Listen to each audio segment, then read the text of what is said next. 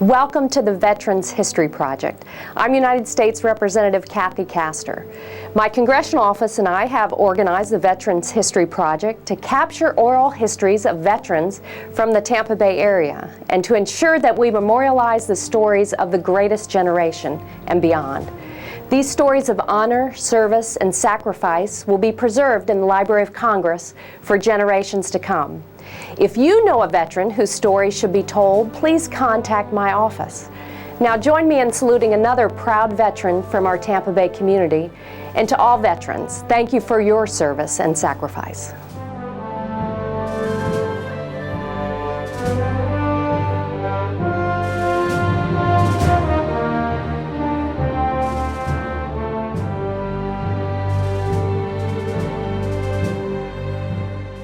Welcome to the World War II Veterans Congressional Library.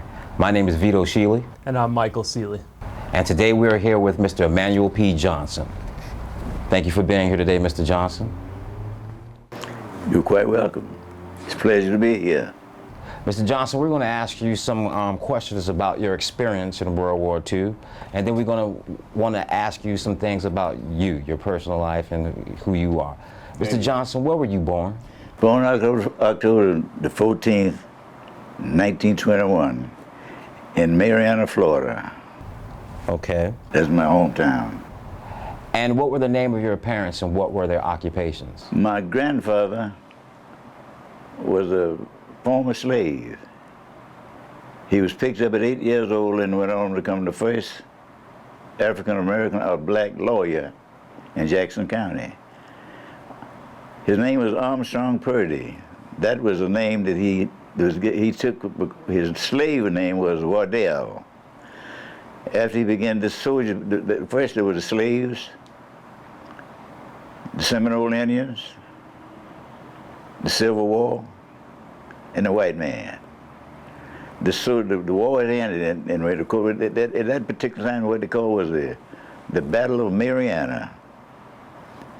And the soldier was taking a break, and these little slave boys on the side of the road. And this soldier was on his, Yankee soldier was on his horse looking down at him, and they looked down at my granddad and these other kids. Now this is history. Now if you don't know anything, you don't believe what I'm saying, I got the history, this is home, this is in the book. I got the book. I understand. You got the book, you don't have to look further, I got the book. I asked him, said, boy, do you want to go with me? He said, yes, sir. He said, put your foot in the stirrup here, give me a hand, and hold, get on this behind me on this horse, and hold on and don't fall off. This happened, after he picked my grandfather up, he followed him during that time. That was in the 1800s. It says, if you wanted a slave, it was a good cook, a good worker, you drop him off there. Drop him there, whatever it was. And he went all around to places like, Panama City, Jacksonville, and several other cities. I just can't record the name of it, because during that time, a lot of people, when I'm telling this story, a lot of people say, well, during those days, how could anybody travel like that? But during that time, they traveled by boat. Okay. Because during that time, you know, we used to travel, it used to be horse and buggy. Right. But we traveled by, they traveled. He stayed with the soldier all this time, and he came back through all the other little towns in the south, and Panama City, Tallahassee, back to Marianna. And he told this soldier, his name was Williams, W.H. Milton, I remember him so well. He told him, he says, take this boy, took him to a plantation, the Wardell plantation. He says, take this boy and put him, make him a houseboy out of him, and teach him how to read and write. And tell your wife, do not teach him, tell him, do not teach the other slaves that she would teach him how to read and write, because during those days, it was against the law, especially for whites to try to teach a black how to read and write. This went on, and this didn't happen in days and weeks, it happened in months and years. Well, my grandfather, I have to say this because there's so much in between that I'm saying. He lived till 1930. My grandfather, 85 years old. Okay. And during that time, when you live that long, but there's so much more in between that. Okay, let's see, let's get back to where I was at. I get to talking, I interrupt myself, and I have to go back to where I started. All right, he got back to the plantation, and Miss Milton, she kept him inside and made a houseboy out of Papa. I called him Papa because during those days, it was Mom and Papa. You didn't know who, must have, and my grandfather and my grandmother, they called Mr. Purdy, Miss Purdy. They didn't call you by your name, because back in those days, names are different. I mean, you know what I mean? You were just a plain person, especially blacks. All right. This soldier, W.H. Milton, he went on, he became a senator. The soldier that picked him up, Senator W.H. Milton. I know him well. He used to cut his yard. Okay. And they had mold you push like this, and I was by me being the only African American, not since my grandfather was so close to whites there. Well, all this in the history book. I'm missing so much till I can't tell you everything because you don't have time. I understand. But all this stuff had to be put aside, what was said and how he was told and what she was told and the things he went through. And it was something about my grandfather. He must have been a pretty smart guy. I mean, there's something about him that he saw from a slave boy. Okay. And because he saw that, he says, make him a houseboy, because this soldier had something in mind for my grandfather to be. They keep him and raised him until the soldier became a senator, and he began a law himself. Then Papa, my grandfather, began to teaching him a whole lot of stuff in between that book. Book will tell you all this stuff that I'm telling you. And finally, he began becoming later with in the history book. I can't quite remember that, but it's in the book. The law, they say back in those days, you didn't have blacks. You couldn't go to law, take no law school. But he was. Sometimes there ain't any question it was who you know. Right. So my grandfather. Right. Man, this is great. I tell you what, I tell this story so much. I remember so good because I was raised by my grandparents. I have no brothers, no sisters. Okay. Okay. So what were you doing before the service, and could you tell us a little about the story of you entering the service? Man, well, I'm so glad you asked me that. Well, the war broke out in 1941. 1941. I was born October 14, 1921. The war broke out in 1941. Well, they built an air base in Marianna. It was called Marianna Army Air Base. All right, I was a young fella, and I was working in different places in Marianna called a Parisian. It was a dry goods store for blacks, for everybody, because most people there was blacks after slavery. And Parisian, then the A&P food store. In those days, you weigh up rice, meal, flour, and stuff like that. And bananas, had all that stuff in A&P. And after the A&P, they built the air base. And I wanted to get a job at the air base. And I didn't have I had to have a Social Security card. And I go to that and I said, well, you got to have a Social Security card before you give a job. And so I go back and says, I have to say this, my mother, I have to say this because you're the one that, I don't want to leave you wondering nothing. I want you to give it to you just like it happened, like it was told to me. I have no brothers, no sisters. My mother got pregnant when she was 14 years old. You don't know, well, that was kept from my grandfather. He knew, and people in the town knew. So I guess this man that to say he was a taxi driver in Marianna, and he after my mother got pregnant, then the news got out, and my grandfather had 4 kids, Jacob, Alec, Sarah, Miranda. Well, Jake and Alec and Sarah, they kept the secret of who my father was from me till I was old enough to get a Social Security card. All right. I had to go back, so I go down to the courthouse and said, I want a Social Security card. He said, well, what was your father's name? I said, I don't know. He said, well, I got to know who your father was before we give you a card. So I go back and tell my, ask my mother, I said, Bay, I call my mother Bay, what was my father? She said, who wants to know? I said, uh-oh. I done struck a nerve. I said, well, I won't be able to get a Social Security card unless I know who my father was. She said, your papa was name? Willie Johnson. So I go back down to the court. So we in between and all that. Went back down to the courthouse and told them that who my father was. They said, you'll have to go under the name of my name in Marianna. My name was Man Purdy. Man Purdy. That was my grandfather's name. I had to go take that name because he after he became who he was, he got rid of his slave name, which was Wardell, and he changed his name to Purdy. My mother told me years later, she says, you don't know where Papa got that name from, but his name is Armstrong Purdy. Now that's in the history book. It's in the book. His picture's in the book. Okay. The history book. Right. This is not a little book like this. This is a history book like that, or 300-some pages. I got it. You saw it. Yeah. Yeah. All right, so I hate to interrupt myself because that way I have to go all the way back and start where I came from. Okay, I go back down and I go to the air base and I get the job. I worked in the air base, Marianna Army Air Base. I was a young fella.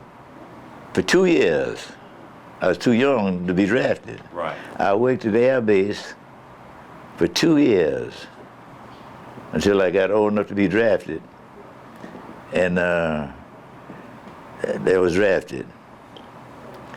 And from there, let me say this now, on my honorable discharge, it says, honorable Social Security number, unknown. Really? Unknown. It was on my discharge, unknown. See those tears in my eyes? Yeah. Those are tears of joy. I tell this story. A lot of people get chill bumps and all that kind of stuff, you know. I mean, tears. I hate that.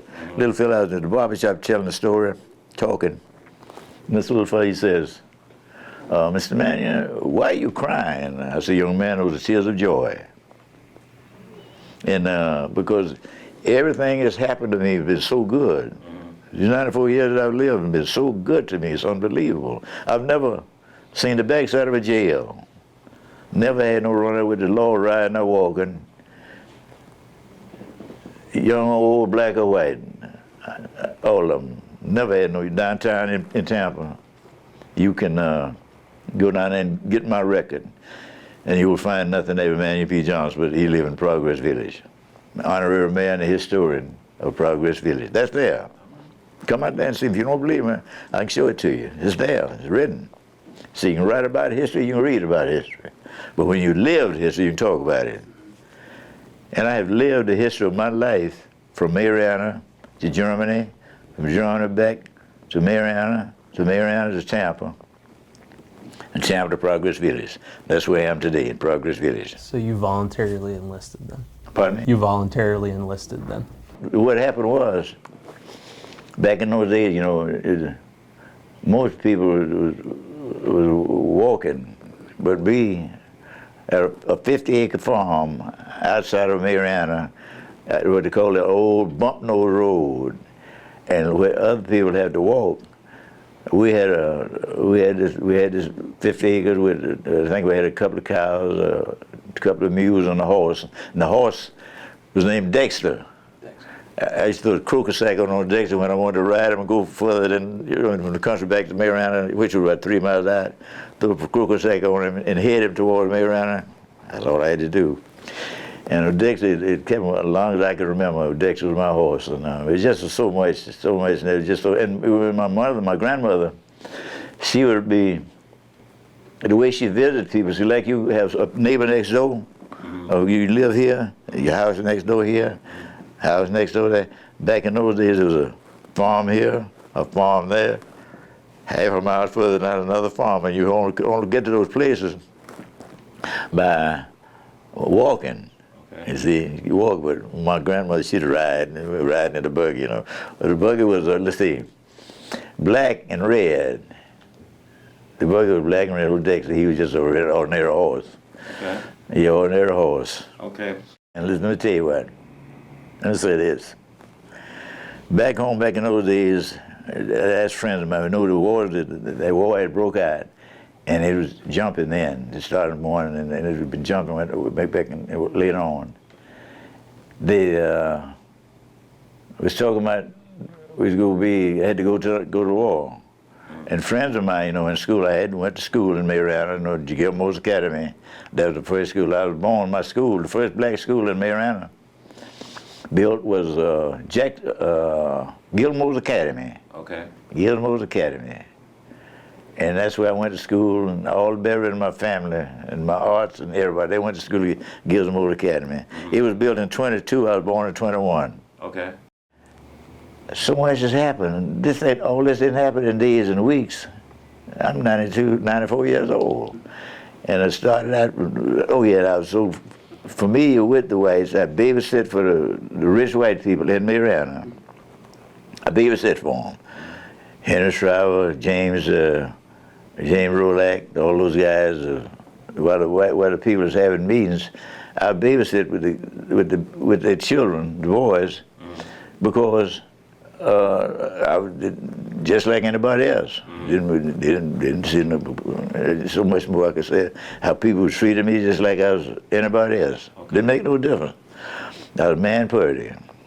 All right. I got to get to where you want me to go now. They had these places where I babysit and worked for them. At one time, they had a big meeting. It was black. Let me see. It was a meeting, and I was a bartender. I was not bartender. I had on a white shirt, black bow tie, and black pants. I was a waiter tables. I was the only African American waited tables because the rest of them had to wash dishes and all that stuff. I was like somebody special in Marianna all my life. I've been like this because my grandfather had so much more I could say, so much you read in that book. Just how close it was and what he done, how he come up to be a lawyer in this little town. There's been so many other things happening there, so much more stuff. So, Mr. Johnson, you served in the Army, correct? Yeah. What happened when you departed for training camp? Training camp. Tell me about your experiences with training camp. I was talking about the guys, they said, when we was talking about the war, they said, man, Putty, you going to the Army? I said, yeah, I'm going to the Army. Ain't you going? He said, no, I ain't going. I said, well, where you going? I ain't going to no Army. I said, you're going to jail. So during that time, you know, what they called the jail was then was draft dodgers. Right. If you didn't go to the Army, you was a draft dodger. Okay. Now, man, Putty wasn't going to be no draft dodger. Not Armstrong Putty's grandson. No. Yeah. Give me some of your experiences there. Was training camp difficult? Did you find it easy? And did you have any specialized training while you were over in training boot camp? Boot camp. Well, I was at St. Louis, Missouri. Okay. St. Louis. Well, first one, I didn't know what I wanted. I wanted to go in there. I wanted to go in the Navy, but during that time, blacks from Marianna, you couldn't get in the Navy. Okay. So I had to go where they sent me. So when they did call me, I went to, they put me in the quartermaster. Okay. They went on to tell me, well, the quartermaster is, and we would build the thing for the soldiers to fight and everything. Just built, we were the builders. Quartermaster built that thing, you know. Okay. If you wanted to go somewhere, the soldiers had to go somewhere to fight or do something.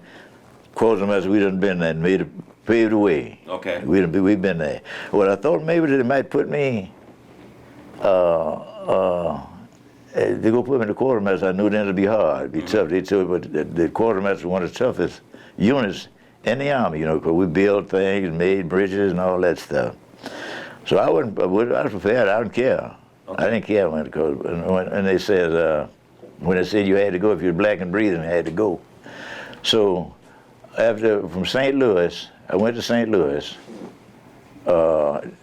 basic training. And my whole, we took my basic training and everything there. We've done everything. I got all my everything there. So from basic training, they shipped me from St. Louis to Fort Francis E1, Wyoming, Cheyenne. I had to go into Cheyenne for, man. Okay, I stayed in Cheyenne for a while, truck driving. Keep on talking. I can drive anything, Sam. Explain to us about your experiences in Cheyenne, though. Cheyenne, went to Cheyenne? Yes. Took training there. Yeah, when you were taking training in Cheyenne, tell me how that experience was for you. Great. Great. Okay. Took my training, the same thing, truck driving in Cheyenne. Man, cold, man. Ain't never been that kind of cold weather. Yeah. I left Marianna because it was so cold there. When it rained and the water dried up and the ground cracked low, you know what I mean? It was so cold. All right, I'm gonna get to you. You better stop me, cause I tell you what, I have to stop me. I always have to stop me, cause I try. I know you want to get some of the most important things you want to ask me, and I want to be prepared to ask you, but you might not have enough time. But Cheyenne. Took Cheyenne. Then took my training in Cheyenne. Okay. Fort Douglas. Fort Douglas, Utah. Okay. Oh, damn, going there to get my old sea gear, getting ready to fight now. Okay. And that was before you went off to World War II. You went to Cheyenne to prepare to go off to World War II. Yeah. Okay. Cheyenne, from Cheyenne to Fort Douglas. Okay. I'm in the Army all the time. Okay. And I was wondering why they send me all these places. Right. You know what I mean? From St. Louis, Cheyenne, Fort Douglas, and in Fort Douglas, I had a 12-day furlough. Took me 7 days to get home. 7 days to get home. During those days, you travel by troop train. Right. We didn't know where we was going till we got there. So went to Marianna, and had 5 days home in Marianna. Took that, war and jumping in. But that was close to where I had an uncle that went in, Uncle Ellie, he was from Tallahassee. He was coming back from the war, then doing his share, and I wanted to know, we said, where you guys went over and started the war, we're going over and finish. The young fellas not going over there now, you know. We're going over and finish this war, which we did. So we were getting on the boat, getting on the ship. Took 21 days to get that ship from New York City. 21 days to get to Germany. I don't know where it was in Germany where we landed at, but it was named Le Havre. We didn't know where it was going. It was always night when we always traveled during the daytime, but it took 21 days on the water. And we landed somewhere in Germany where we were Le Havre. That's all I remember about that. And the rest of it was this stuff I went to Hamburg, and then I ended up in Nuremberg, and that's where it took. They had a truck driving there. I forget the name. The name of the company, the truck company, was a 3539 Trucking Company. That was a 10-ton diesel. Okay. Diesel. 5 gears. Okay. You was in trouble if you had an accident in the Army, because you couldn't use no brakes. Right. When you weren't supposed to. Break it down. Okay. Had to break it down. Tell us some of your memories of Germany at that time when you were serving over in World War II driving trucks. From truck driving, from 10-ton diesel, semi-tractor and trailer. Mm-hmm. That's what I done. And then when the war ended, I was in Nuremberg. Okay. I used to drive the commanding officer around that Club Casanova. Okay. All the different clubs. They had black and white. The war had done just about ended. You know, about ended. The war was ended. Okay. I think the war ended in '45 because that picture was taken to have on the wall. It had on Nuremberg, Germany. I was sent up on a blown-up bomb factory in Nuremberg, Germany. Bomb factory. And I asked this Fräulein, she was taking pictures. I was standing on guard at that particular war was over. Well, before we get to the war being over, let me ask you a few more questions about your time over in Germany. When you were over in Germany, did you see any action? Did you see any combat? No. No combat. No. Okay. And that truck, I was always going somewhere, picking up something, moving something. We didn't have nothing special to do, but whatever needed to be done, it needed a truck, we done it. Okay. Mr. Johnson, you state that you didn't see any combat, but what did you see when you were in Germany? What was the landscape like? The landscape was the streets. I wonder where they got all those bricks from. Like you got cement streets out here, everything is made out of bricks. Okay. But the landscape, mountains, like, you know what I mean? I wonder how a place could be built up there on those mountains, and the fields of wheat fields, nothing but wheat fields.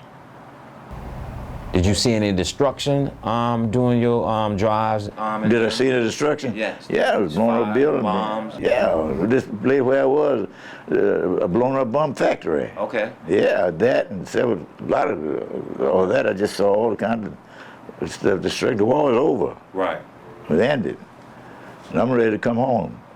Okay. But I couldn't, you know, but we drive through and see these places where it was like before we were doing the war. Okay. Then we didn't see them, but we didn't have no, only place we had two blacks during that time. We only had, we could go to clubs. They had clubs for whites and clubs for the blacks. And Club Casanova was for blacks, and then they had different clubs for the white soldiers. But that's the way it was until, but I was just so popular in me, we were running together. There were four of us. Okay. John D, S.T., Emanuel P, and John. When one guy was in trouble, I remember some close times I always kind of like travel alone. Because everybody wanted to follow me, but I wanted to go places. I didn't want nobody to go with me, you know what I mean? I can't get into that. I understand. But I was known as Little Devil, Okay. Medium Devil, Medium devil. Big Devil, Big Devil. and John. Okay. Anytime something could happen on a barrack somewhere, Devil, where you go. Okay. Oh, man. Tell me, you mentioned your companions when you in war, your friends. Tell me a little bit about your time with them. Friends? Yeah, your friends. You mentioned some of your friends' names. You said it was 4 of them. Tell me about them. 4 of your friends. Tell me about your 4 friends. John D. Yeah, tell me. You see, John was from Jacksonville. S.T. was from Mississippi, and St. Louis. John D. I think was from St. Louis. Okay. Yeah. Mr. Johnson, what was the name of your battalion, your squad, when you were in World War II? Yeah, 30. It was a trucking unit. 3539 quartermaster. 35, 39. That's all it was, quartermaster. And I got on the books, the pictures I showed you, what the unit I was in. Quartermaster. We was all in the quartermaster. All of us were in the quartermaster. After that, after the war ended, then I began being with the commanding officers around in Nuremberg. You know, I always driving somebody around. You know, because they elected Emanuel P. Johnson. I was somebody. They made me feel like that I was a little bit better than the rest of the guys. You know, because of the way I'd done, the way I'd carried myself. Everybody, the sergeants, captains, all those guys loved me. Mr. Johnson, when you first got off the ship in Germany, how did you feel about Germany when you first saw it? How did I feel about it? Yeah. Didn't know nothing about it. I didn't know what to feel, but it was war. I didn't know where I was going. And like you have orange trees in Florida, they have apple trees in Georgia. I mean, in Germany. Yeah. Apple trees. You're going to go around on a truck, you pull an apple off the tree. Like you pull oranges off, and that's the way it was in Germany.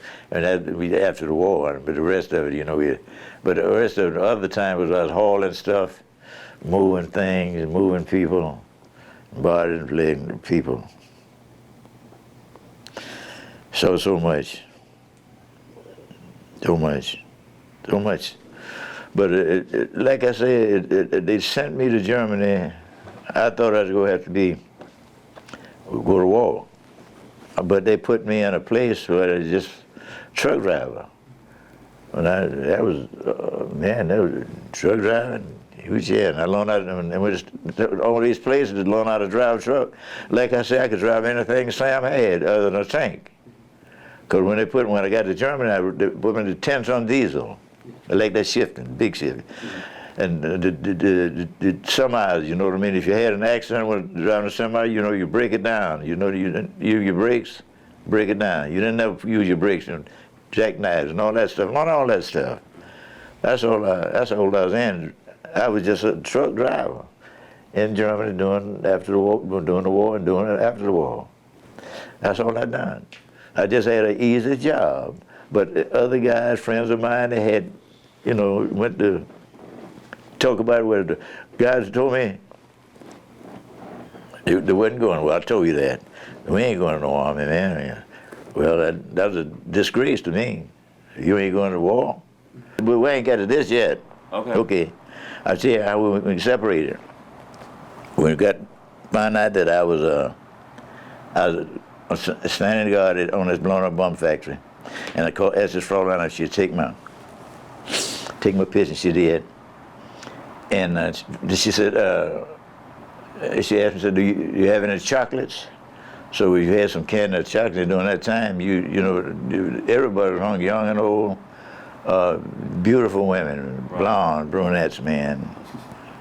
Yeah, you see them, we'd come out of the thing to eat, and they standing there waiting. The war was over. No, they didn't have nothing to eat over there. Right. People just, and I said, no chocolates. Yeah, it was soldiers that had some. We had to save them because we could get anything we want with a piece of chocolate. Okay. We didn't have nothing else. We couldn't drink no beer or nothing. Didn't have nothing else to do with that, and we couldn't. Recreation, we could always go to clubs. Okay. And it's always you had to be careful to go to those clubs because it was during wartime. The war was over, and the Germans and the black soldiers and the white soldiers the whites would tell the Fraulein not to go to the black soldiers because this and that and the other, you know, and whatnot. Mm-hmm. And a lot of Rickman stuff like that. She would be glad to get out of there, leave there, because things began to get rough because the time began to grow. And we had to, after that happened, John D., after we said, oh yeah, when they called my name, Emanuel P. Johnson, I was on guard. They said, you're going home. That's when I asked this Fraulein if she'd take my picture. She did. Mm. And then I was the only one in the platoon. John D. S.E., John D., Perry. It was 4 of us. Okay. It's been so long. I said to my guy, they done me wrong. I got to get to that. Okay. We had to get ready to leave. Got my stuff all on the pad, ready to everything legal. I had all kind of pictures and all kind of souvenirs. I said if I ever had any kids, I could show them this. Now all I got is the pictures on the pictures on the wall, and all I had on my back was a pack on my back. Okay. But that full field pack weighed 90 pounds. That's where the happening was in that full field pack. I can imagine. And after fill out the full field pack, put the lock on him, stand him up on the corner. Getting ready to get on board. Call your name. Emanuel P. Johnson. Went over to grab my full field pack. Wasn't there. Your pack was gone? Yeah. Someone took your pack? With all your... My buddies. Okay. With all your memorabilia? They wanted me to... They didn't want to go. They didn't want me to go. Okay. They thought if they kept my full field pack, I wouldn't go. Mm-hmm. We were that close. I understand.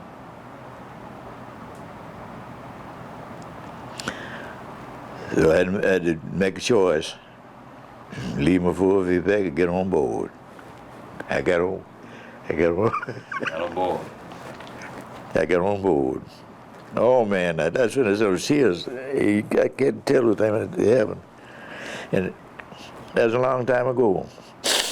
But I remember so well. We were close. Mm-hmm. Have quoted to say, your enemies cannot harm you, but watch your close friends. Your enemies cannot harm you, but watch your close friends. You know the best way to destroy an enemy? You know what I'm going to tell you. Go ahead. Make him your friend. The best way to destroy an enemy is make him a friend. He said, well, man, how you gonna know? Man, I know some people listening, they say all kind of dirty things about people. Oh, this old so-and-so, but you don't care who you are, who you're dealing with, anything that they can say to you.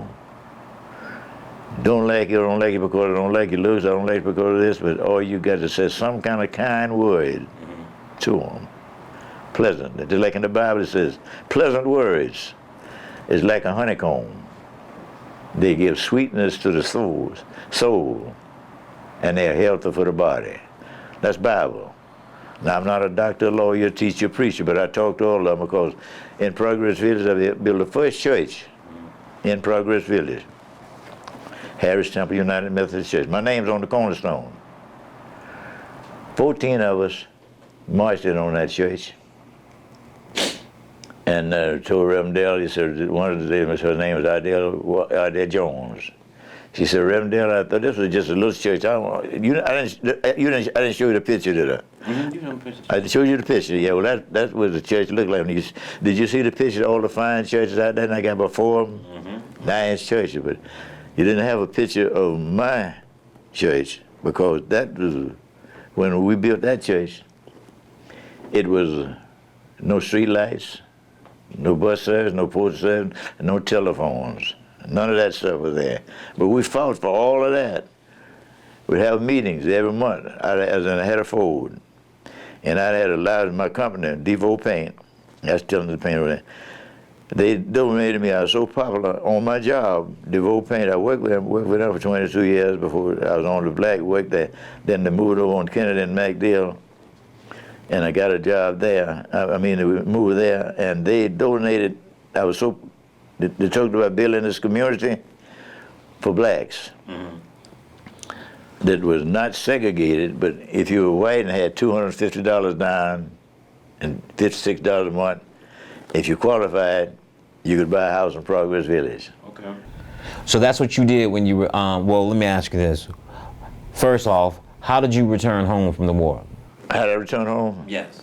Oh man, if I got off the bus, on the bus. After I got off the boat, on the bus. And you know where I came through? South Carolina. No, North Carolina. North Carolina. That's where I was. That's where I got my paperwork and everything. Okay. From North Carolina to Marianna. And how were you received by your family once you returned home? Great, man. They were happy to see you. Yeah, they were great. You know, we have a family reunion, and I'm on my family. I'm one of the. I wish I could have brought it. I might have had a picture. I showed it to you. Yeah. I'm one of the. What do we call this? What do you call that? When you're in a family reunion, and you're one of the people that have done so much to the rest of them. You know, I told you my mother's sister had 10 kids. Sarah, she had 10 children. My mother had 1. All right, then after I got out of service, I headed to Tampa in a multi Ford. Marley. And I remember now my Uncle Jake, it had a Rommel seat. And I didn't have nothing, no kind of package, no kind of bags or nothing, because I had to leave my full field pack. And as I ended up in Tampa. And my great uncle, Dr. Jake White, he was the first African-American surgeon in Hillsborough County, Dr. White, on 22nd Street. He had a son that he went to D.C. and got his education, come back from D.C., he's coming back to Marianna, and he stopped off in Tampa. Tampa. Up in Tampa. The reason I would confuse me because he had one of them came back to get for his Tallahassee. He didn't get back to Marianna, but Uncle Jake stopped in Tampa, and that's the only relative I had because I had no brothers, no sisters, and I wanted to get out of Marianna because it was too small to hold me when you've been all over the world. Right. That little time was too small to hold me. I said, I'm headed to Tampa. So my uncle would come home in a Model A Ford, rummer seat. He couldn't read and write, Jake his name was, but he could build a truck, a car, with haywire. You might not know what haywire is, but I know.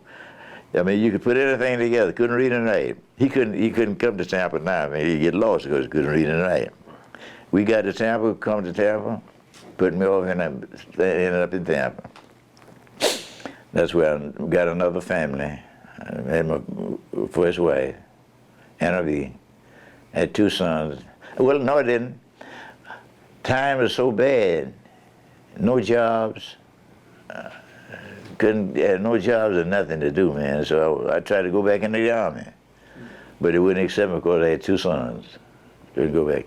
So I went down to a place called Tampa Marine Shipyard. Tampa Marine. Went there and got a job there working, scraping the boats, you know what I mean, and painted. And I worked there, and then I was on the ship, on the boat, not the boat, but I was spokesman on a crane that picked up steel off the ground and put it on boxcars, shipping it away where it was going to. And I worked there until submarine closed. And the guy, his name was Albert Johnson. He said, Emanuel, you legend, we're going to have to let you go. He said, but I hate to let you go. He said, but ain't nobody else, nothing else for you to do. So I asked him if I could go down to the deployment office and get a job. He says, he wrote me out a play, what you call that, reputation? Mm-hmm. He wrote me out a reputation. I'm gonna tell you this. You're getting closer to home now. I got a good job. Worked for 22 years for the whole paint. Before I was the only black that worked for them 22 years. All right, they began to grow. DeVoe Paint was the oldest paint company in the United States. They had a unit 103. They came to the headquarters in Louisville, Kentucky. Louisville, Kentucky. The people from Louisville, they had units from Louisville to Tampa. And they all wanted to meet Emanuel P. Johnson because I had the best warehouse of any of the other units. That handshake, the painter wanted that the form handshake I got, that's where I got it from. And you know, if anybody shake your hand and shake it like it's a lemon, don't shake his hand. He's not a friend. He don't know nothing about a handshake. That means the handshake of friendship and a hug of love. The first church built in Progress, I took it there, men didn't hug each other. Or you go to church, they hug the ladies, you know what I mean? Men all wouldn't hug another. So I went after they tore my church down in 12. And I told the guys, I said, let's see you guys tearing my church down. He said, yeah, it's got to go. I said, what you gonna do with the headstone? They say it goes with the church. I said, well, can I have it? He said, yeah, but you got to have it down before tomorrow. It took me 2 days, 2 hours to get it down because my name was on it. 14 of us on that headstone. I knew I was put up. Corners, quotes. Hit them 4 corners, around it is a headstone, it dropped right in your lap. I got it down, me and one other friend and the pastor now. We got the headstone down, and the church that I was attending after so much church down in Progress Village, it's over in Keeney and Claremore. Okay. I asked, got promotion from the preacher over there if they would keep it for me, because after they tore the church down, I wasn't going to let the first church. They built all these nice churches there. You see, beautiful churches, First Baptist, and St. James, and 2 or 3 more churches, and nice church. But my little church was built. You saw how it was built. Nothing like the ones there. I wasn't going to let them forget Harris Temple, United Methodist Church. I asked them to keep that headstone for me till I figured on what to do with it. They got it now. My name's 14 of us on that stone. There's only 3 of us living on it. My baby boy told me, he said, Dad, I want the headstone in the house to find out what to do with it. I ain't gonna let them forget about Progress Village. He gonna talk about it. Because I told my wife, I said, Ruby, I said, well, we're not moving no more. That's my late wife. She died August the 10th, 1980. I tell y'all, after the story is always the glory. To appreciate the glory, you got to know the story. Appreciate it. All right. I told Ruby, when we moved to Progress Village, I said, we're not moving no more. I said, to build a cemetery in Progress Village, bury me right out here. And I was one of the first 5 of us wanted somebody to, when there was no street lights, no bus service, no postal service, and we wanted, and there were 7 of us at that particular time.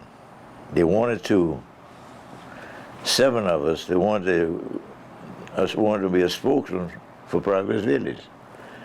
Well, if you notice in Progress Village, the streets is named after flowers.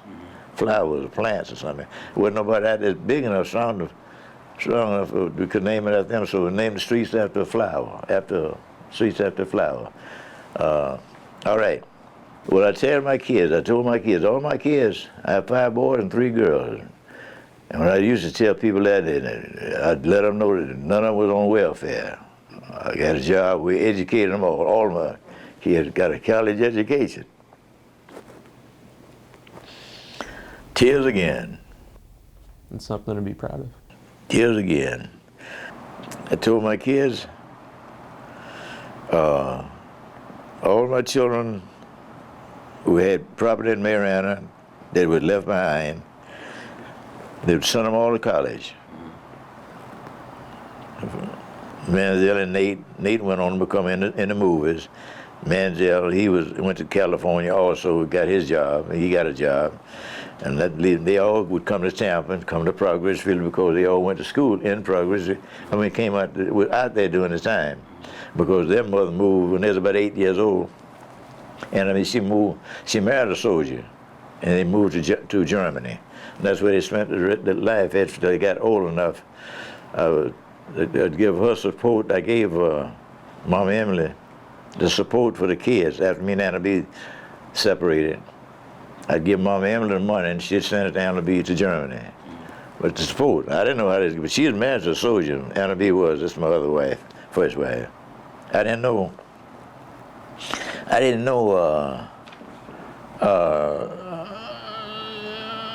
what I wanted to do. I wanted to educate my kids, but they all got an education.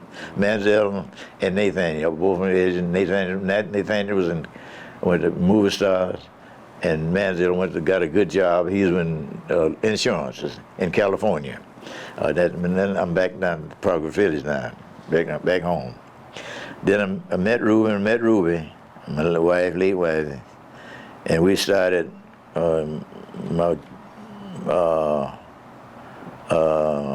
Romero, Estrelita, Normita, Raul, Marianna, and yeah, 5 boys and 3 girls. He had another son out of wedlock in St. Petersburg. He got his own business in St. Petersburg. Wayne Davis, he's in St. Petersburg. But you saw pictures of him on the wall. All of my kids, I took care of them. If I didn't take care of them, they were well taken care of, because one thing I had a reputation on. Anna B went to Chicago and stayed a year. Came back, she wanted more money. I was giving her money to support my sons while we were separated. I gave her money, and so she went to Chicago and stayed gone a year. She wanted, come back and she wanted more money. Well, I was giving her $45 a month. Well, that was, all I could do. I wasn't making about $45 a week then, So she wanted more money, but Manziel and Nate was staying with me and Ruby in Progress Village. 3 of them went to Catholic school, because that's what I could afford. Because my other 2 sons, my first wife, we got separated because we were together about 8 years, Manziel and Nathan. They're the ones that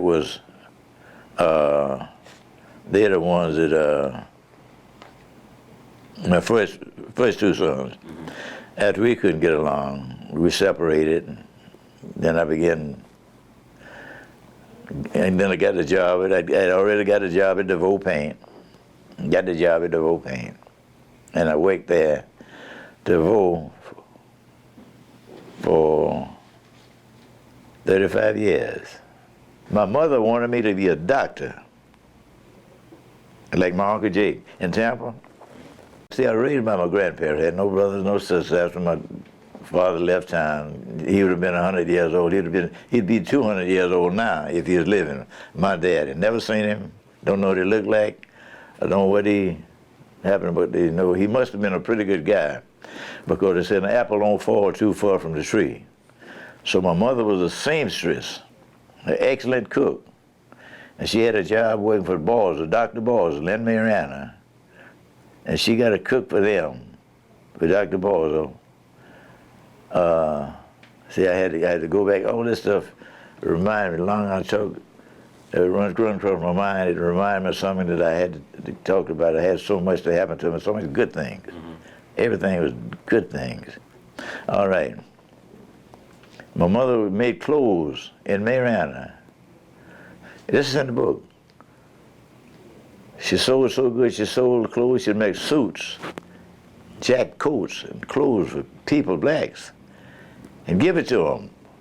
25 cents, a quarter, 50 cents, anything you had. If you didn't have nothing and you got nothing to wear, she'd make them something to wear. Miranda Purdy, that was my mother. Papa had 4 kids, Jake, Ellick, Sarah, and Miranda. All of Ellick, he went off and got an education. Uncle Jake, he got an education, and his son went back and got his son, little Jake, from Marianna, come to Tampa, and he became a doctor in Tampa. And I always told my kids, I say, you go to school to get an education. You go to school to get an education. You go to college to get a degree. And with the help of the good Lord, you could be anything you wanted to be. That's what I told them that. And that's when I got my kids in Catholic, till I could afford it.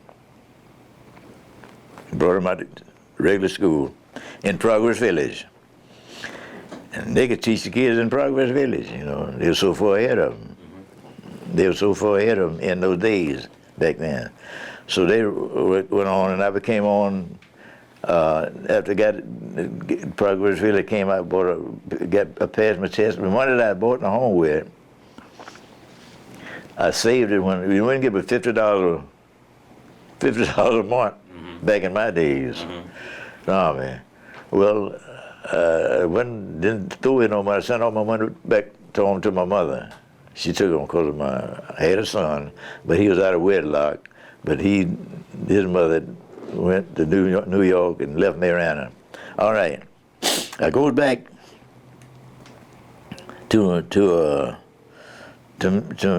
Marianna, Progress Village.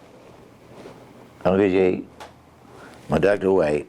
Yeah, he became Dr. White in Tampa. Well, he died in Tampa. Dr. Jake White, well known. He was an American surgeon in in Hillsborough County during that time. That was in the 30s. Okay. All right. He died. His house is still on in 22nd Street in Evil City. One of his granddaughters, his son is dead. Little Jake, we all went to school together. I lived all of them. My aunt Sarah, she's 105 now, back in Marianna. We went to school together, and we're the only ones left. We're the only ones left to be able to tell this story. I wanted to be, actually what I wanted to be a boxer. Because during those days, all the blacks had during that day was Joe Louis. Joe Louis, you wouldn't remember that. But he was the first and the only black heavyweight champion of the world during that time. You probably you heard of Joe Louis. Well, this guy across the street, he had a store, and they would have had a ring across the street, and every time Louis would fight, when he fought, he always knocked the guy out first or second round. They'd have a ring up there, and everybody, since I was so important, everybody wanted to whoop man Purdy. So I was a main attraction. Had a guy named Gus Hall. He lived out in an old blue hole settlement. Gus was tough and big and tough, but I'd never been whooped. I just put it like that. Ain't nobody, because I had an uncle back home. He said, if you go to school and anybody ever beat you in school, when you come home, you'll get another whooping. Jake weighed 212 pounds. He used to sit me in a chair like this, let me sit in and take in the chair in his mouth and pick it up with me in the chair. I was little. I wasn't big. I wasn't all that heavy. I wasn't a big guy, but I was the only grand. I was always like somebody. I mean, I always treated like black and white, young and old. They all treated me like somebody. This place I worked in, the Parisian, is a dry goods store, and during that time there was Cab Calloway. Cab Calloway, they had pants small in the bottom and big up here, and they had a chain, you know what I mean? Cab Calloway, he's a howdy-ho guy. I know you all heard of Cab Calloway. Well, the Parisian, they sold that, came out during that time. They had a place called the Card Club. It says something I want to say. I got to say this. You can go back to this one. I wanted in the Army. I got a job at the Air Base. I told you that. Job at the Air Base. Oh yeah. Worked in the mail department. I was the only civilian on the Air Base that could eat with soldiers. Little Jody, they called me. Little Jody. I was the only civilian. They had a place in Marianna called the Cotton Club. I was the only civilian could go to the dances and dance. I could out-dance the soldiers. I was a good dancer. I always a good dancer. I won a contest when I came to Tampa, but I ain't gonna get into that. I just wanted to ask, what message would you like to leave for future generations in this interview? Well, I talk to kids all the time. I teach students, get them back to Sunday school. In my little church. Wasn't many of us there at that particular time after we got the street lights and the bus service, the post service, and all that stuff. Church. And I was teaching Sunday school. Mm-hmm.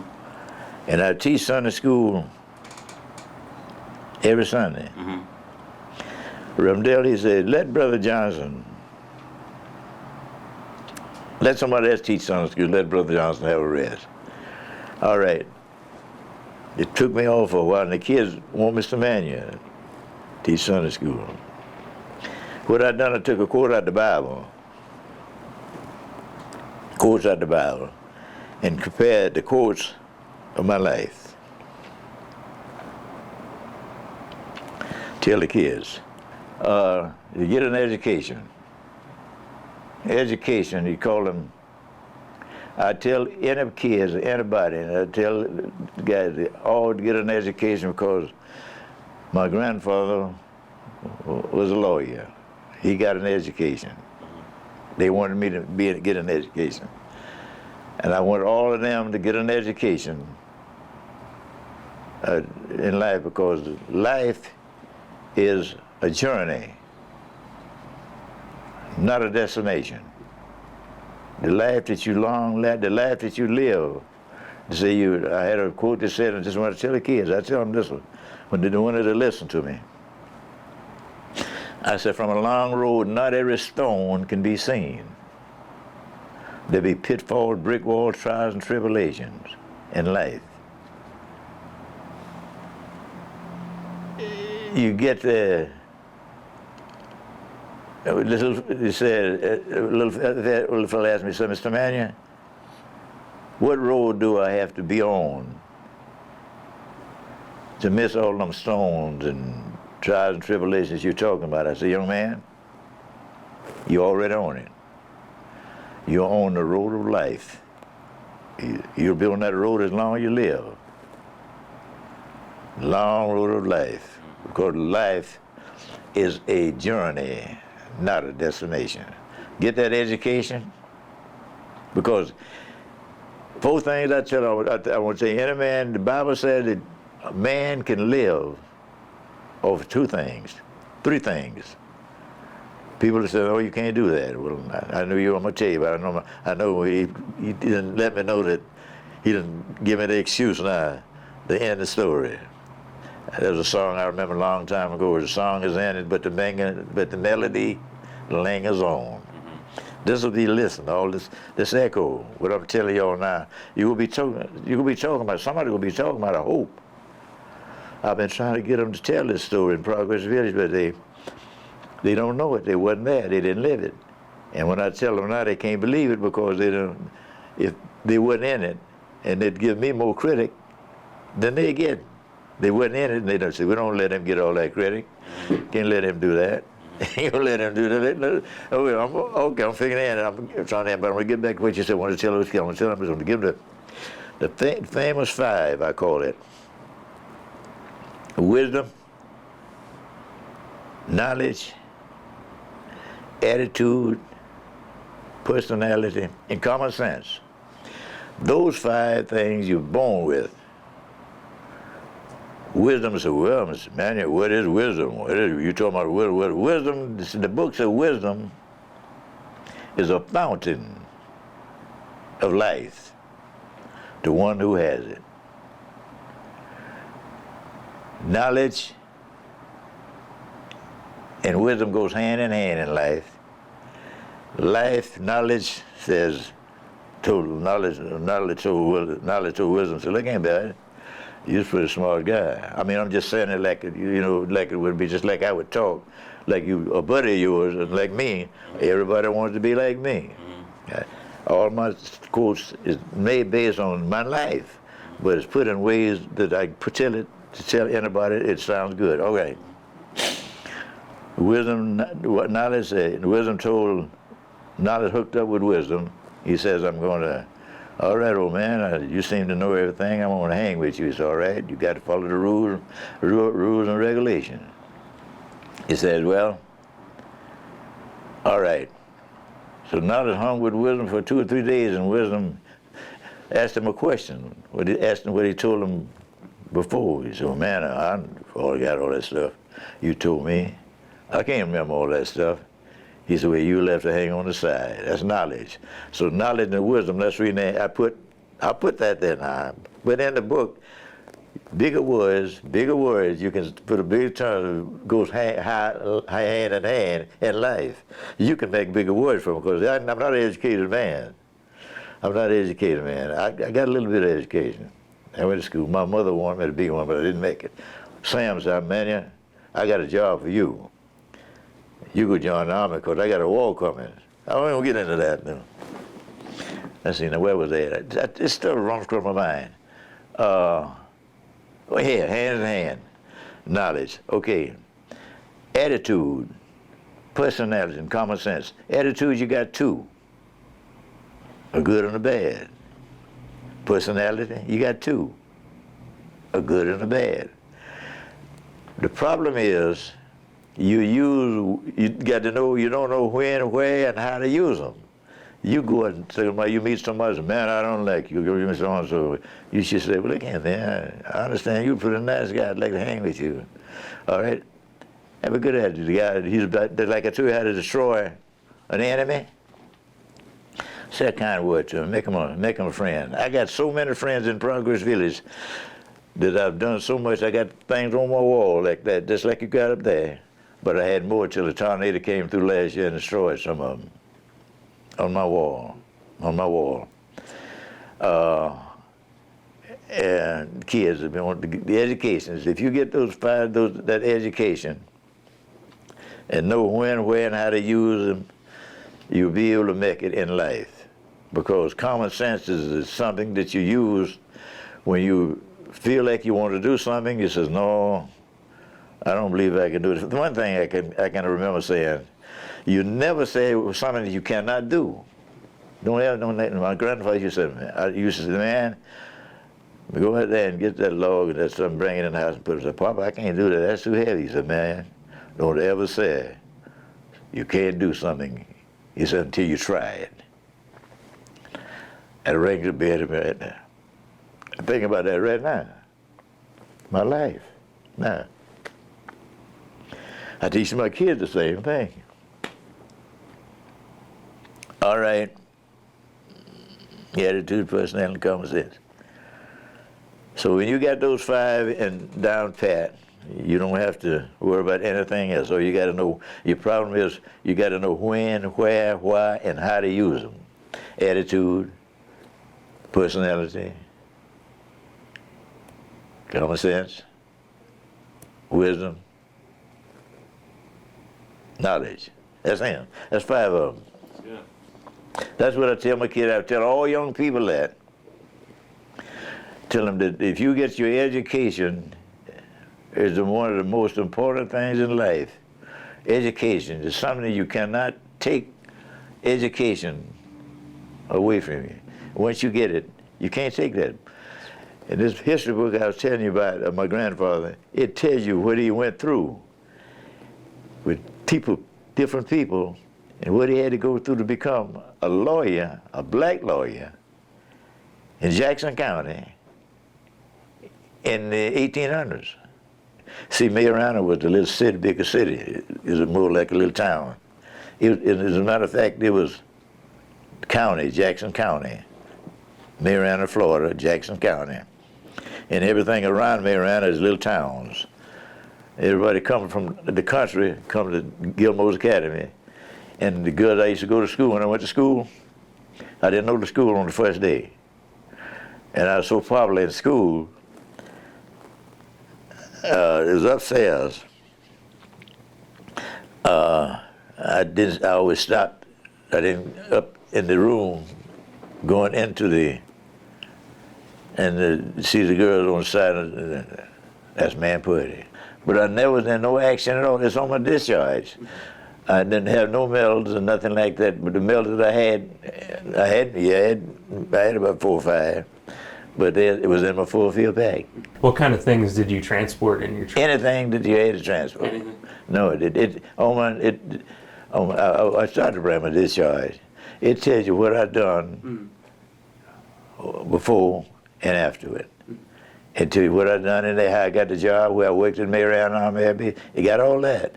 All what I told you is what's on that discharge. And St. Louis, Missouri, they had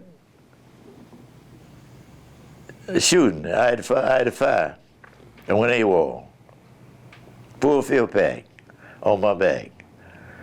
I had a furlough in St. Louis. I didn't get back in time. I stopped at a place called the JD Hotel. And this girl owned a hotel, Jerry Rhodesia.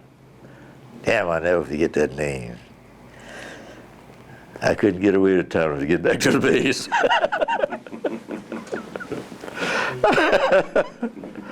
Oh, you know what? You won't believe it. I'm not just about talks. Like I tell you, they tell me when I go to the meeting. Used to tell me, Mr. Manny, the meeting only lasts an hour, so I get the message, so I know that can't talk. But I don't go there so because I can't suddenly. You know what? The people that do the stories, Glory Corpse, You know what I'm talking about? They found out about me in Progress Village, and they asked somebody about me, and they said, well, you have to go to Mr. Manning. We don't know nothing about that. So they come to me, and they told me, what they told me what they wanted to do. They said, well, can you come downtown to the library and tell a story, Progress Village? I said, sure. I said, but I can't come down there. I said, because I ain't got no car. I don't have a car. I ain't got no car. I got to talk a little bit better than that. I did go to school a day or two. I don't have a car. They said, well, if we come get you, will you come down? I said, sure, I'll come down. They got me. Come on in Progress and got me, took me downtown, and took me down to interview me. Goes in there as a little guy, go interview me. He might be so much you too. I liked him, because he asked me questions. He didn't try to trick me or nothing. They tried it one time, sometimes they tried to trick me to tell me the story. Then my grandfather was a former slave, and he's picked up at 8 years old and went on to become the first black lawyer in Jackson County, which is Marianna. Well, a lot of people, Marianna got a bad town, and nobody believed me. But it's in the book, got the history book. I've lived what I'm telling y'all. I tell you, the gentlemen, I've lived this story what I'm telling you. I live it. They come down and got me, Stephen, the guy interviewing me. There's a little lady over here, she was on a computer. And on the little lady over here, she was writing shorthand. And up above my desk, they had, over my desk, they had 45 minutes. I said, 45 minutes, I can't even begin to talk about Progress Village. They said, we give us 45 minutes of it. So they got that downtown. Progress Village is in Washington, D.C., out of the University of Florida, South Florida, and it should be downtown in Tampa. But the only reason they know it because I've told the story to people that would listen to me. Right. You know what? When I can say something, when you get me off the camera, I can say about listening. Because I know there's so much stuff that I can say about kindness. Kindness. You know what to say kindness is? Kindness. It's so easy.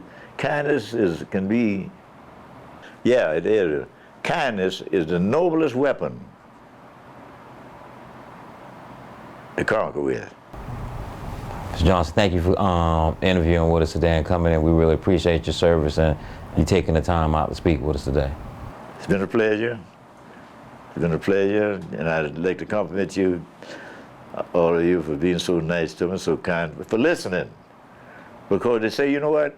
When he's talking, the greatest thing you can do for a person when he's talking is to listen. That's it. We shut it down there. Yeah, we appreciate you. Thank you.